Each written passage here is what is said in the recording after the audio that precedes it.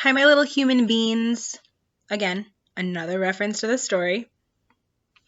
I am coming at you with chapter 9, and it's long, but it's not as long as chapter 7. Chapter 7 was like 18 minutes. This one should not be 18 minutes. So just a couple gentle reminders. Number 1, make sure that you subscribe so that you get notifications when we post. Number 2, make sure that you're going and checking out Google Classroom. Because I am posting assignments there after every couple chapters. And I hope you guys are doing well, and I hope you're enjoying the story. Let's get right into chapter 9. So chapter 9 is titled The Bloodbottler. Suddenly, a tremendous thumping noise came from outside the cave entrance, and a voice like thunder shouted, "Runt? Is you there, Runt? I is hearing you jabbling. Who is you jabbling to, Runt?" "Look out!" cried the BFG. "It's the Bloodbottler." Before he had finished speaking, the stone was rolled aside, and a 50-foot giant, more than twice as tall and wide as the BFG, came striding into the cave. He was naked, except for a dirty little piece of cloth around his bottom. Sophie was on the tabletop. The enormous, partly eaten snozcumber was lying near her. She ducked behind it. The creature came clumping into the cave and stood towering over the BFG. "Who was you jabbling to in here just now?" he boomed. "I is jabbling to myself," the BFG answered. "Pizzle-fizz!" shouted the Bloodbottler. "Bug swallop!" he boomed.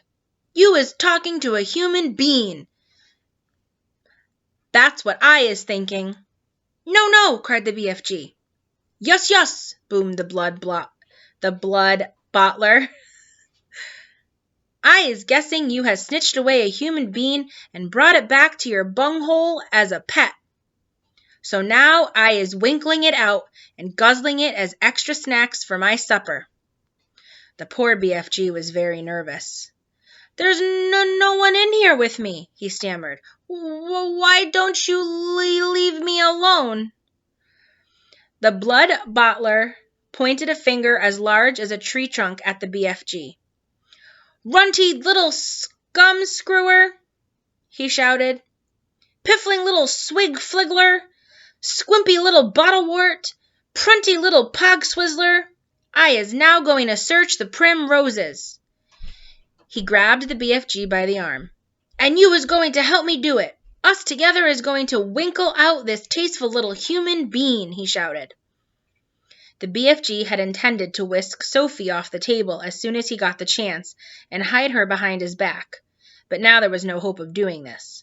Sophie peered around the chewed-off end of the enormous snozcumber, watching the two giants as they moved away down the cave. The Bloodbottler was a gruesome sight. His skin was reddish-brown.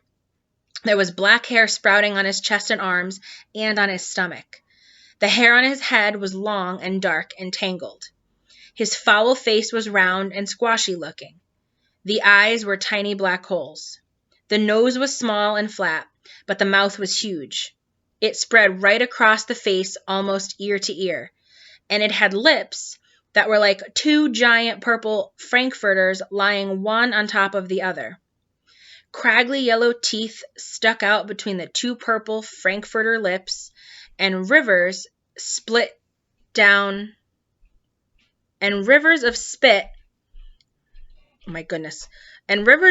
ran down over the chin. I was trying to enlarge the picture for you guys so that you could see it, and I got tongue twisted. This is what he looks like. Now that's the BFG, and that is the, what do they call him? The Bloodbottler. It's pretty big. Okay. It was not in the least difficult to believe that this ghastly brute ate men, women, and children every night. The Bloodbottler, still holding the BFG by the arm, was examining the rows and rows of bottles. You and your pibbling bottles, he shouted. What is you putting in them? Nothing that would interest you, the BFG answered. You is only interested in guzzling human beings. And you as dotty as a dog's waggler, cried the Bloodbottler. Soon the Bloodbottler would be coming back, Sophie told herself, and he was bound to search the tabletop. But she couldn't possibly jump off the table. It was 12 feet high. She'd break a leg. The snozcumber, although it was as thick as a perambulator, I don't even know what that is, guys, was not going to hide her if the Bloodbottler picked it up. She examined the chewed-off end. It had large seeds in the middle, each one as big as a melon. They were embedded in soft, slimy stuff. Taking care to stay out of sight, Sophie reached forward and scooped away 6 of these seeds. This left a hole in the middle of the snozcumber large enough for her to crouch in, so long as she rolled herself up into a ball.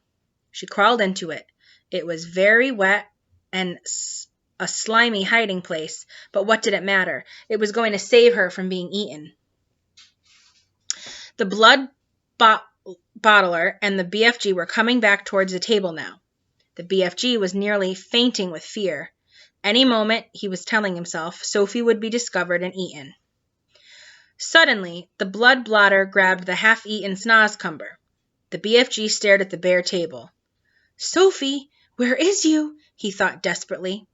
You can't possibly be jumping off that high table, so where is you hiding, Sophie? So this is the filthing rotsome glubbage you is eating, boomed the Bloodbottler, holding up the partly eaten snozcumber. You must be cockles to be guzzling such rubsquash. For a moment, the Bloodbottler seemed to have forgotten about his search for Sophie. The BFG decided to lead him further off track. That is the scrum-diddly-umptious snozcumber, he said. I is guzzling it gleefully every night and day. Is you never trying a snozcumber, Bloodbottler? Human beans is juicier, the Bloodbottler said. You is taking Ramita, the BFG said, growing braver by the second. He was thinking that if only he could get the Bloodbottler to take one bite of the repulsive vegetable, the sheer foulness of its flavor would send him bellowing out of the cave. I is happy to let you sample it, the BFG went on. But please, when you see how truly glumptious it is, do not be guzzling the whole thing. Let me a little snitch it for my own supper. The Bloodbottler stared suspiciously with small piggy eyes at the snozcumber. Sophie, crouching inside the chewed-off end, began to tremble all over. You is not swiddle-fiddling me, is you? Said the Bloodbottler. Never, cried the BFG passionately. Take a bite, and I am positive you will be shouting out how scrum-diddly-umptious this wonder veg is. The BFG could see the greedy Bloodbottler's mouth beginning to water more than ever at the prospect of extra food. Vegetables is very good for you, he went on. It is not healthsome always to be eating meaty things. Just this once, the Bloodbottler said, I is going to taste these rotsome eats of yours. But I is warning you that if it is filthsome, I is smashing it over your sludgy little head. He picked up the snozcumber. He began raising it on its long journey to his mouth, some 50 feet in the air. Sophie wanted to scream. Don't! But that would have been an even more certain death. Crouching among the slimy seeds, she felt herself being lifted up and up and up. Suddenly, there was a crunch as the Bloodbottler bit a huge hunk off the end. Sophie saw his yellow teeth clamping together a few inches from her hand. Then there was utter darkness. She was in his mouth. She caught a whiff of his evil-smelling breath.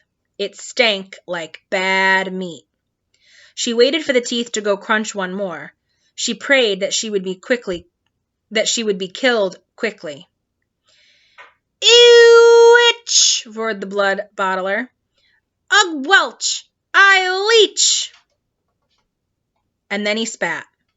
All of the great lumps of snozcumber that were in his mouth, as well as Sophie herself, went shooting out across the cave. If Sophie had struck the story, oh my goodness, guys. If Sophie had stuck, I quit.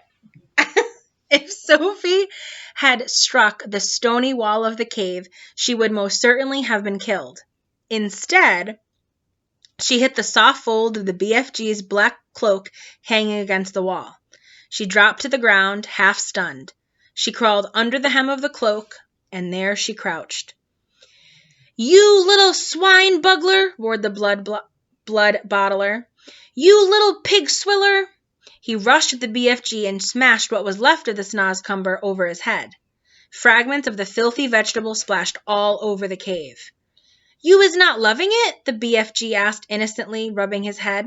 Loving it, yelled the Bloodbottler. That is the most disgustorous taste that is ever touching my teeth. You must be buggies to be swallowing sludge like that. Every night you could be galloping off happy as a hamburger and gobbling juicy human beans. Eating human beings is wrong and evil, the BFG said. It is guzzly and glumptious, shouted the Bloodbottler, and tonight I is galloping off to Chile to swabble a few human chili beans. Is you wishing to know why I is choosing Chile? I is not wishing to know anything, the BFG said, very dignified. I is choosing Chile, the Bloodbottler said, because I is fed up with the taste of Eskimos. It is important I has plenty of cold eats in this scuttling hot weather, and the next coldest thing to an Eskimo is a chili bean. Human beans from Chile is very chilly. Horrible, said the BFG. You ought to be ashamed of yourself. Other giants is all saying that they is wanting to gallop off to England tonight to guzzle school chidlers, the Bloodbottler said. I is very fond indeed of English school chidlers. They has nice inky booky flavor. Perhaps I will change my mind and go to England with them. You is disgusting, the BFG said. And you is an insult to the giant peoples, shouted the Bloodbottler. You is not fit to be a giant. You is a squinky little squiddler. You is a pibbling little pipsqueak. You is a cream puffnut. With that, the horrible blood-blotting giant strode out of the cave. The BFG ran over to the cave entrance and quickly rolled a stone back into place. Sophie, he whispered. Sophie, where is you, Sophie? Sophie emerged from under the hem of the black cloak. I'm here, she said.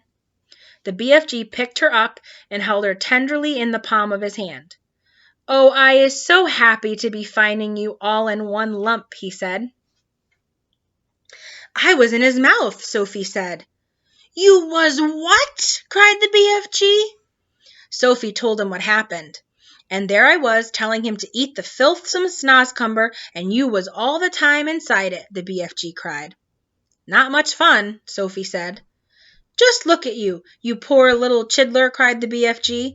You is all covered in snozcumber and giant spit. He set about cleaning her up as the best he could. I is hating those other giants more than ever now, he said. You know what I should like? What? Sophie said. I should like to find a way of disappearing them, every single one. I'd be glad to help you, Sophie said. Let me see if I can think up a way of doing it. Here's a picture of the BFG trying to clean her off.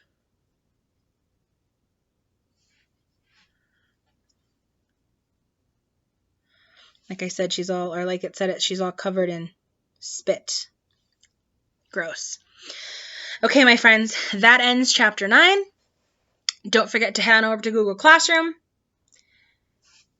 Keep checking back for more chapters. Miss Carp out.